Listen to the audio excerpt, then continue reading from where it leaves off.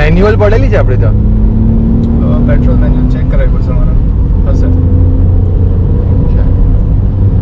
Branches ખાસી વધી ગઈ છે ને, હા એટલે ગાડીઓ ફર્યા કરે છે વધી ગઈ. સમજી છો. મેં ઓટો વિશે રિવ્યૂઝમાં એવું જોયું ઓનલાઈન કે ઓટોનું ગિયર બોક્સ સ્લો સ્વિચિંગ થાય હિલ્સ પર ને તે. AMT ટ્રાન્સમિશન આવે ને એટલે. ઓકે, તમારો એક્સપિરિયન્સ કેવો છે? કશે લઈ ગયેલા છો આ ગાડીને એવી રીતે ક્લાઇમ્બ વાળી જગ્યા પર? એવો ચાન્સ નથી આવ્યો. ઓકે, પણ કસ્ટમર જે એક્ઝિસ્ટિંગ કસ્ટમર છે ને એમના રિવ્યૂઝ ઘણા ખરા સારા છે કે આપણું કેવું છે AMT ટ્રાન્સમિશન આવે રાઈટ. પણ સ્માર્ટ ઓટો આવે આપણું. Smart auto please explain.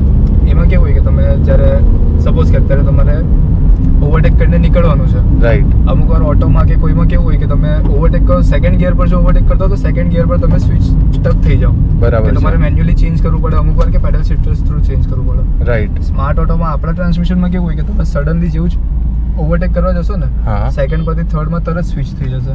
સમજાઈ ગયું. કાં તો પછી તમે એ કન્ડિશન્સ પર ડિપેન્ડ કરે, તમારા ડ્રાઇવિંગ પેટર્ન ડિટેક્ટ કરીને ચેન્જ કરશે. ઓકે, ઇમ્પ્રોવાઇઝ થતું જાય સ્માર્ટ ઓટો. હા, જી. ઓકે. બાકી બીજા AMT ટ્રાન્સમિશનમાં કેવું હોય કે આપણે ગિયર ચેન્જ કરીએ ત્યારે થોડોક લેગ હોય સ્ટાર્ટિંગમાં. ઓકે, ને CNG માં બી સારો પાવર આપતી છે એમ તો. ને CNG પર માઇલેજ કેટલું ક્લેમ કરે કંપની? કંપની 26